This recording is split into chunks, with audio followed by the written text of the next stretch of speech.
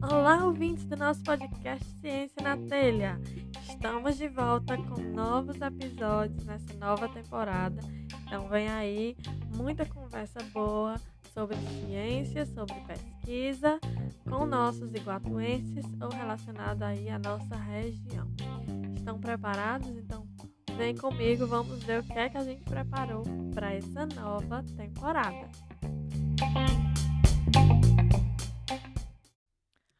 No episódio de hoje, a gente vai conversar com o Domingos Isaías sobre a pesquisa dele, que é na área da economia.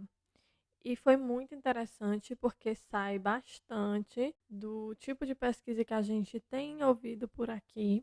Então é algo novo, mostra para vocês a relevância de outras áreas que não são apenas ciências naturais e como isso pode impactar a sociedade. Adorei conhecer sobre a pesquisa dele e de uma pesquisa que já começou no Iguatu, desde o Iguatu que ele tem feito pesquisa na economia, né? Foi muito gratificante ver isso. E também a gente falou um pouquinho sobre a paternidade na pós-graduação, porque eu sei quão presente e companheiro ele é da filha dele. Então a gente trouxe essas duas abordagens aqui no nosso episódio de hoje. Eu espero que vocês gostem e que abra a cabeça de vocês para uma área como essa, que aí vai além do que o Gil do Vigor mostrou no BBB, por exemplo, né? Então vem com a gente ouvir essa conversa.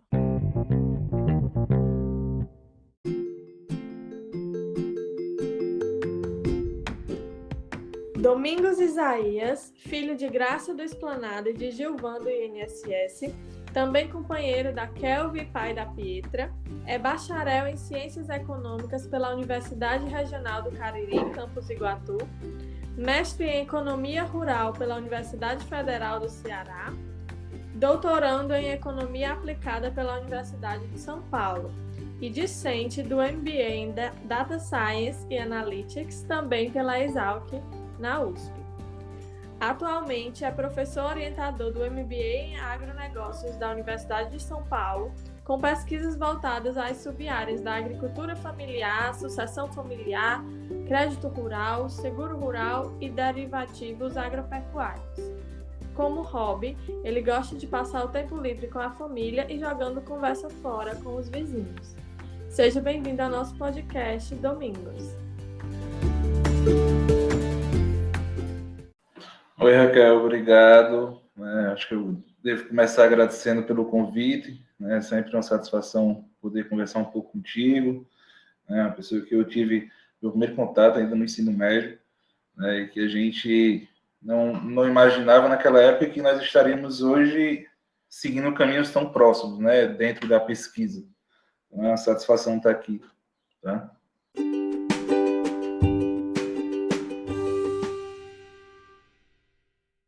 Seguindo a minha tradição nesse podcast de trazer pessoas que fizeram parte da minha vida, como o Domingos mesmo falou, a gente se conheceu ainda na época do ensino médio, em uma atividade extracurricular que a gente tinha em comum, e aí ficou acompanhando a vida um do outro, né, pelas redes sociais, e eu fico muito feliz em ver cada pessoa que eu acompanho que está fazendo uma pós-graduação. Quando passa, a gente sabe o que a pessoa está passando a partir do momento que ela já fez aquela seleção. Então, eu acho isso muito legal. E eu lembrei de Domingos quando eu comecei a tentar expandir um pouco mais as discussões do podcast. No início, e ainda hoje, temos muitos convidados dessas ciências naturais, né, das exatas, muita gente da química, porque eu tenho muita relação com essas pessoas, né? Mas ouvir um pouquinho sobre a área de pesquisa dele aí na economia, eu acho que vai ser uma ótima adição aqui nas nossas discussões, ainda mais com esse tanto de experiência que você traz, né? Para a gente começar, eu queria que tu falasse um pouquinho como é essa área de pesquisa, o teu objeto de estudo. Atualmente eu estou desenvolvendo um estudo voltado ao impacto da reforma trabalhista de 2017 no mercado de trabalho recente.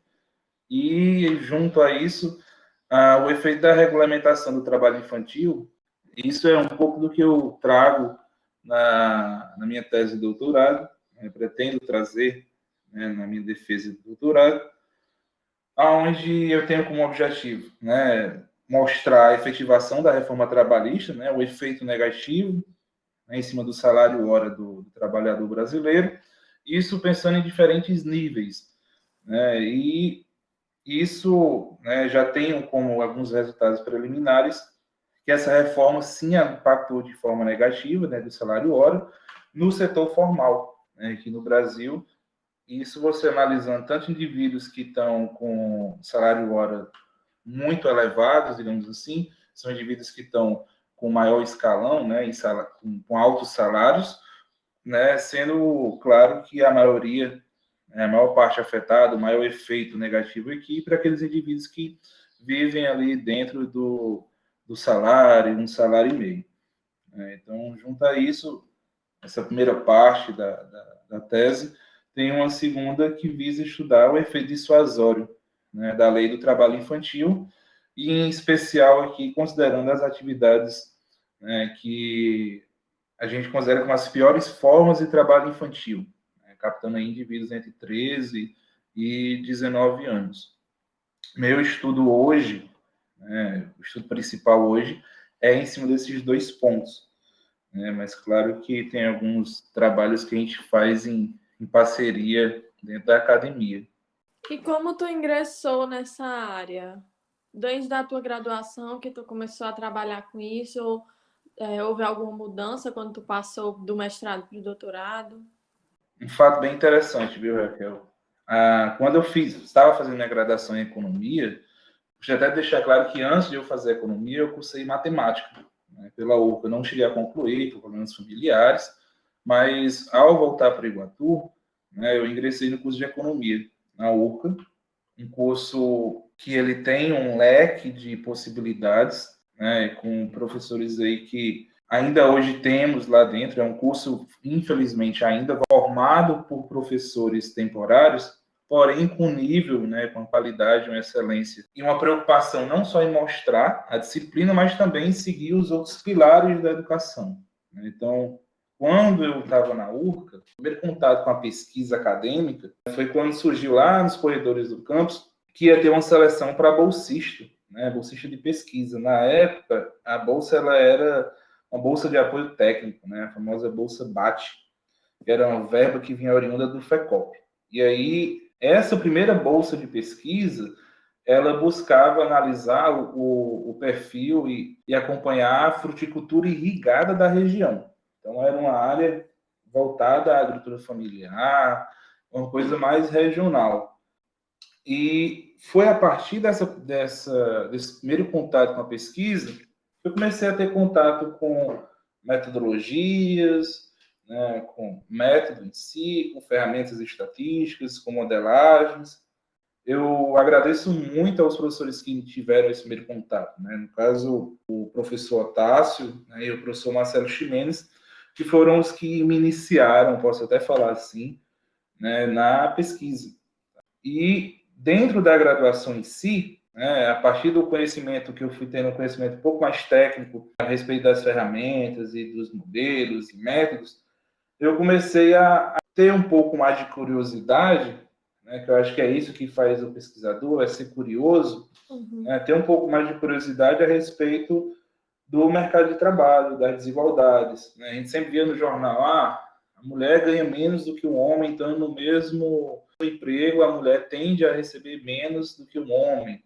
Né? Então, por que, né, isso acontecia? Quais são esses fatores que impactam? Será se é apenas uma desigualdade dada pelo gênero ou existe algum fator, alguns fatores que poderiam ou podem impactar nessas desigualdades? Então, a partir disso, né, eu comecei a fazer pesquisas ali relacionadas e estudar e buscar material voltado a como eu poderia, né, estudar esse tema, esse assunto.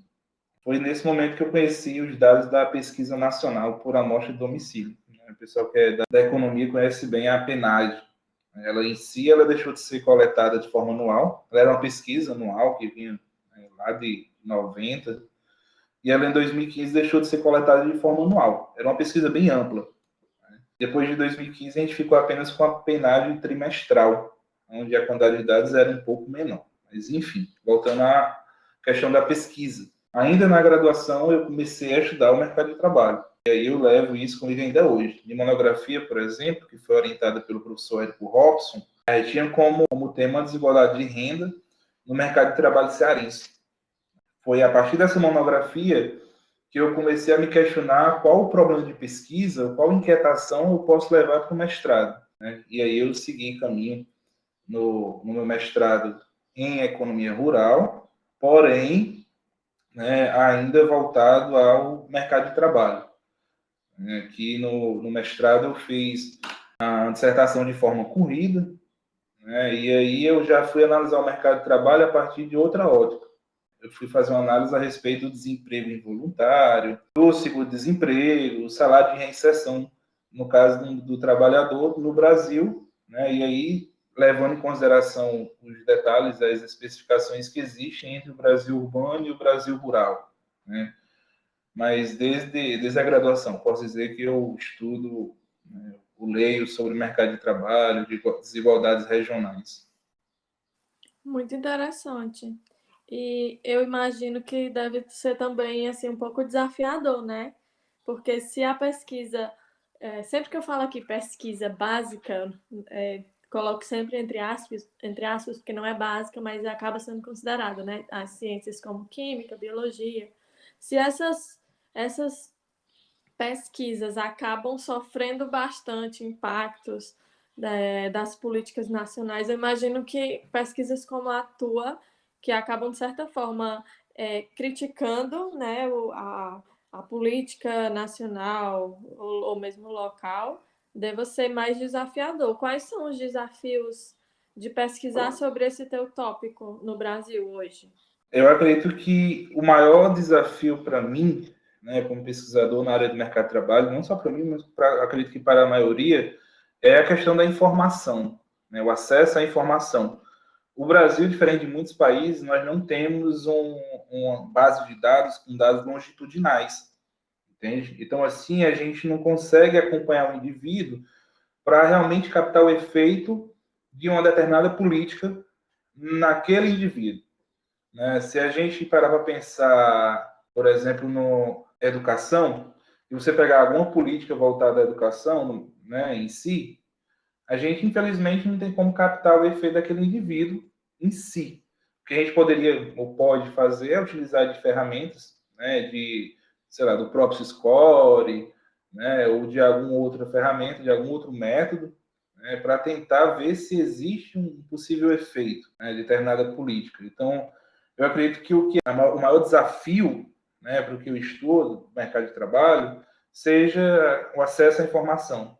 Tem uma base de dados, ela não é bem uma base de dados para pesquisa, né, mas muitas pessoas usam os dados da RAIS, né, da Relação Anual de Informações Sociais. Muita gente costuma utilizar essa base de dados para fazer inferência estatística em cima do mercado de trabalho. Só que eu, particularmente, não costumo utilizar, porque essa base de dados ela não traz informações, por exemplo, a respeito da composição familiar do indivíduo, né, da saúde, da educação. E isso são fatores, né, são condicionantes que podem, com certeza, influenciam no mercado de trabalho, tanto na ascensão como na reinserção.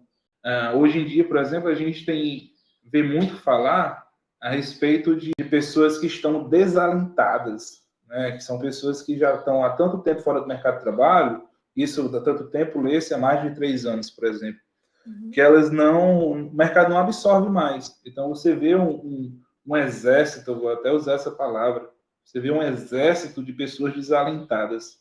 Né? O mercado não consegue absorver mais essas pessoas. Eu acho que o maior desafio para analisar esse tópico é o acesso à informação, para procurar entender por que essas pessoas não têm o acesso. O que é que falta?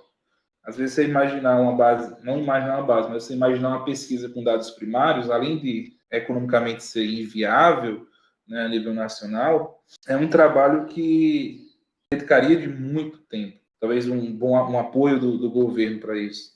Realmente, o acesso à informação, eu acho que é o maior desafio. E já que tu estava falando aí sobre bases de dados, como é que acontece de forma prática a pesquisa nessa tua área? Não sei se tu pode responder assim na economia em geral ou só na tua área de pesquisa. Se é apenas analisando bases de dados, quando bota apenas também não estou simplificando, eu sei que é bem difícil. Mas se é trabalhando com base de dados ou entrevistas ou outros métodos? Dentro da economia, dependendo do que você venha pesquisar, né, em termos de magnitude da pesquisa, se você vai fazer um estudo regional, um estudo local, um estudo nacional, você tanto pode utilizar, né, de aplicação de questionários a partir de uma amostra, né, como também pode utilizar de base de dados. Quando eu falo em base de dados, eu estou falando de base de dados do governo, que já é consolidada, que tem realmente uma garantia e pouco viés ali de informações. Quando nós pegamos, por exemplo, base de dados, a gente faz o tratamento daquela base de dados, né, excluindo os missing values, valores aberrantes. O que são, por exemplo, valor aberrante? Base de dados, às vezes, acontece de uma pessoa, o entrevistador, sem querer, ele coloca uma idade impossível de existir.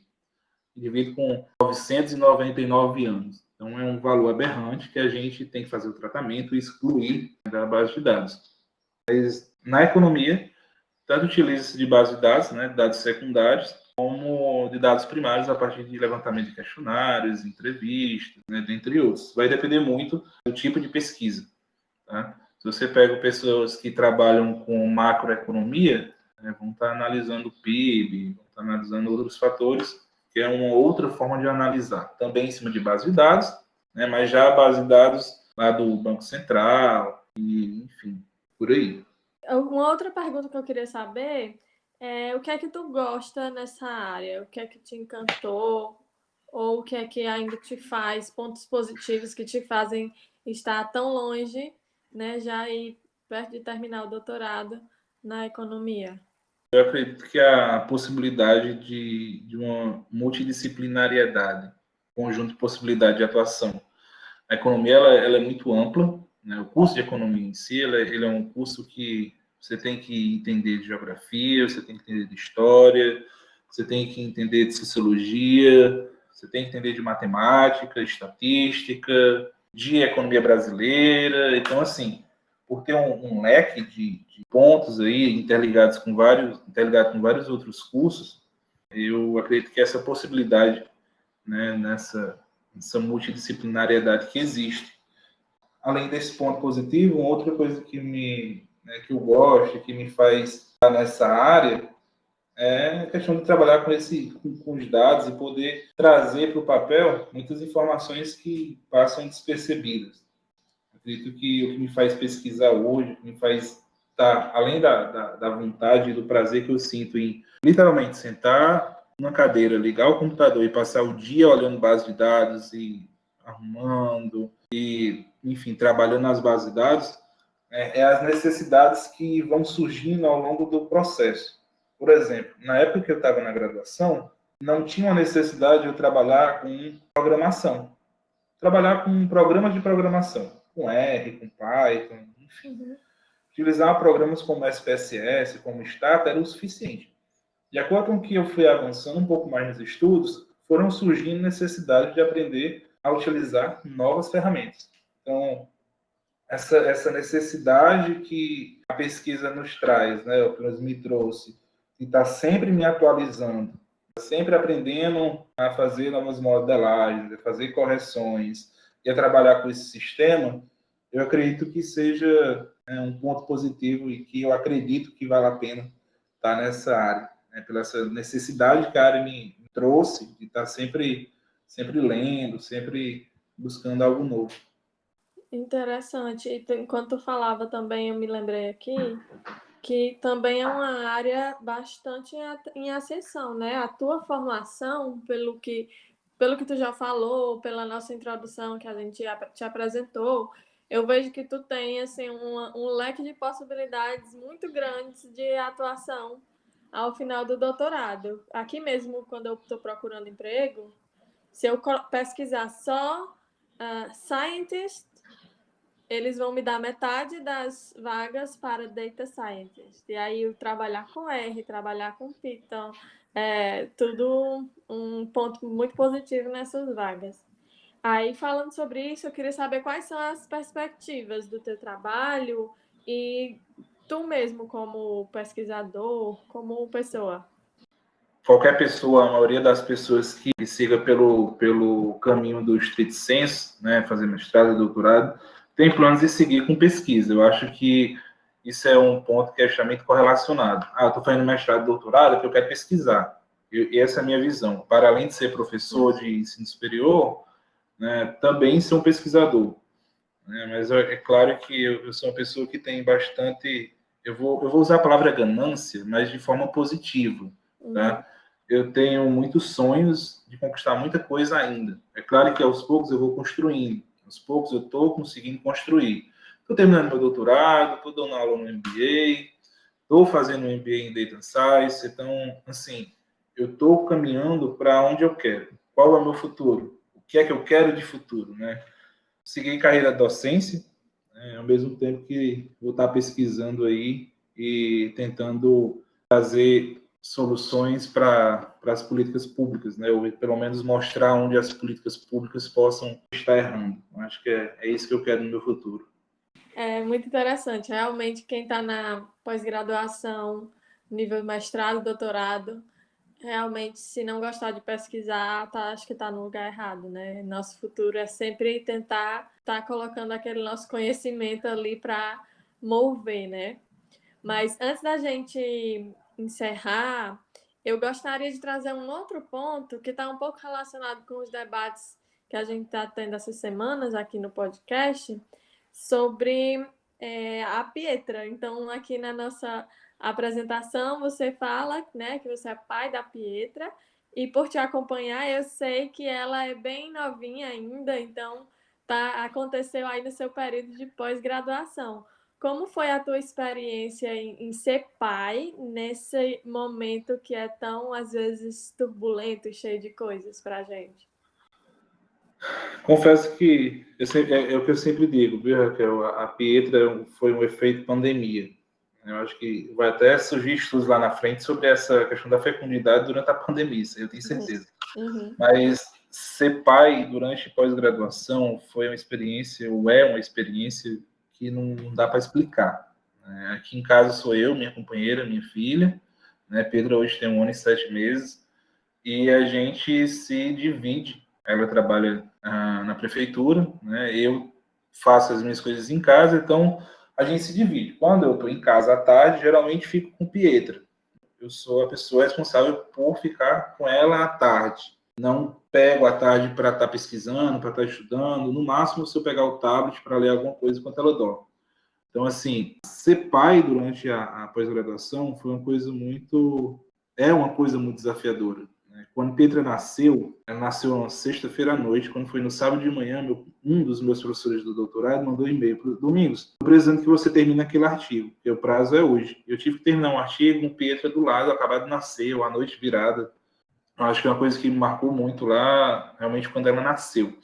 Hoje eu tenho uma visão completamente diferente de muita coisa. Eu amadureci muito. Ela me trouxe muita sabedoria e muita força de vontade para crescer um pouco mais a cada dia.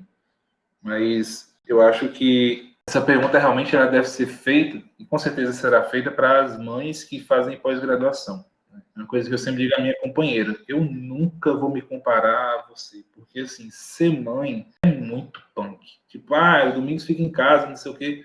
Eu só estou fazendo meu papel como pai, tipo, nada demais. Ser mãe é muito desafiador, é muito punk. Então, eu acho que essa pergunta a respeito da pós-graduação, a respeito da paternidade, da maternidade, como, né, discente de pós-graduação, ela realmente vai ter muito mais efeito quando perguntada às mães, porque a bagagem maior, a pressão como mãe, como filha, como aluna, como professora, enfim, é a mulher que sente essa pancada. O homem está só cumprindo um papel que facilmente seria...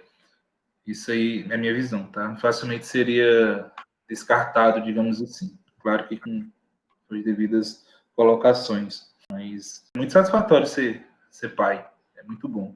Eu, particularmente, tenho um amor muito grande pela minha filha e não canso de dizer a ela e dizer a todo mundo, eu sou um pai babão, babo mesmo minha filha. Estou aqui escrevendo, fazendo alguma coisa, ela entra dentro do quarto, vem, eu sento e taca a mão no computador, enfia o dedo na tela, não quebra não, que papai não vai comprar outro. Mas é muito gratificante, é muito satisfatório ter uma filha, né, independente da época. Legal. Sobre o fato das mães, também acho que também tem o fato que biologicamente elas estão ali numa mudança, né? E ainda ter que estar lidando justamente com artigo, orientador, tese para escrever e tudo deve ser bem mais complicado. A cobrança que a própria sociedade faz, viu, Raquel? Tipo, a sociedade não cobra um pai, a sociedade cobra a mãe. Os pais abandonam os filhos e tudo bem. Uma mãe pensa sei lá, antes de ser mãe, em abortar, é cortada, né? Tipo, é estraçalhada. Eu não estou comparando o abandono do pai. O pai que abandona, ele, não sei se pode ser considerado como pai, mas a pressão maior é sobre as mães. É gritante essa diferença. Sim, e aí também eu acho que tem um fator do companheirismo, né? E aí, por isso que eu acho que é um pouco diferente quando a gente fala do Parenting Science, que tenta valorizar justamente isso, não só na pós-graduação, mas também quem já é professor de universidades, que também vai ter uma certa forma queda na produção, né? Quando tem um filho. E aí eles valorizam muito a questão da maternidade, mas também valorizam a paternidade nessas situações, porque em um caso como o seu, que você é muito presente, é muito companheiro, né, afeta o seu sono, afeta como você está mais disposto, principalmente nos primeiros meses. Mas eu acho que também tem essa diferença de acordo com o nível que os pais estão integrados, né? Com certeza. Eu tive a sorte, viu, Raquel, porque quando a Pedra nasceu, eu estava no Iguatu, já tinha qualificado a minha tese, e o meu orientador, ele praticamente me liberou os 3 primeiros meses, digamos assim. Tipo, Domingos, vai curtir tua filha que nasceu agora, tua companheira vai precisar de ti muito mais nesse primeiro momento. Então, assim, os meus 3 primeiros meses de Pietra foi dedicação exclusiva como pai, né? Ali eu parei de ser pesquisador, de ser aluno de doutorado, digamos assim. Né? Foi dedicação exclusiva à paternidade. E foi muito satisfatório isso, e essa consciência do meu orientador, que ainda hoje tem. Às vezes eu falei alguma coisa, a Petra adoeceu, minha mãe também, enfim, e eu preciso reduzir um pouco mais ali a produtividade, ele entende, saúde em primeiro lugar, vai cuidar da Petra, depois tu volta para isso aí. Então, eu acho que é muito satisfatório quando você tem um orientador que confia no que você faz e entende, né, sua posição e o seu lugar, não só como aluno, como pesquisador, mas também como pai, né? Sim, verdade.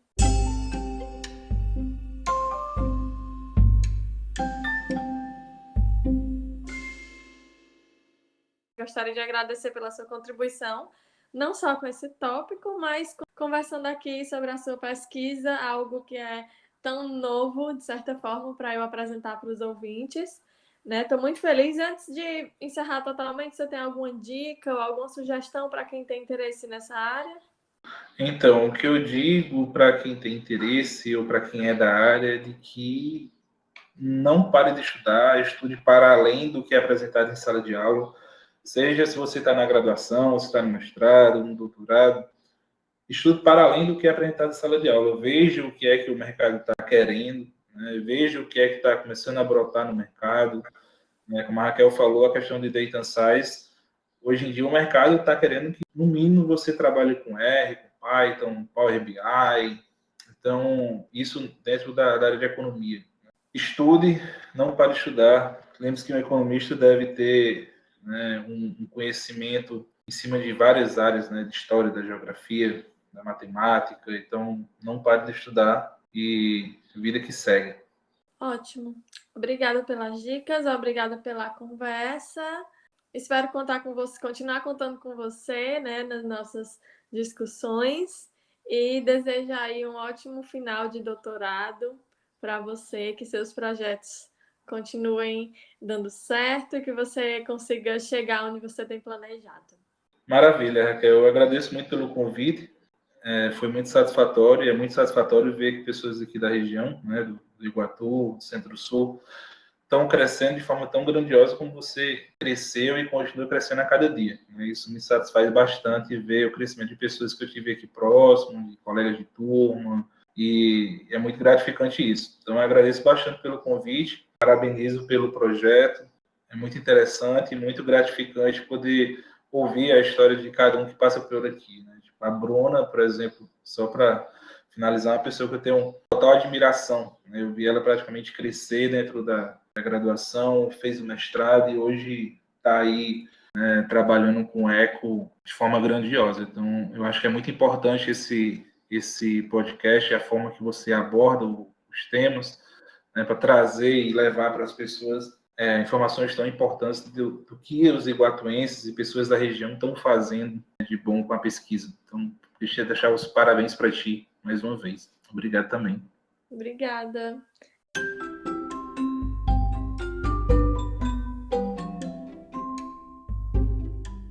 E aí, meus cientistas, o que acharam do episódio? Então, manda seu feedback, dúvidas ou sugestões pra gente. Pode ser pelas nossas redes sociais, que é o Instagram e o Twitter, @ciêncianatelha. Pelo e-mail, que é ciencianatelha@gmail.com. Ou ainda podemos continuar essa discussão lá no nosso blog, que é ciencianatelha.wordpress.com. Então, espero vocês no próximo episódio.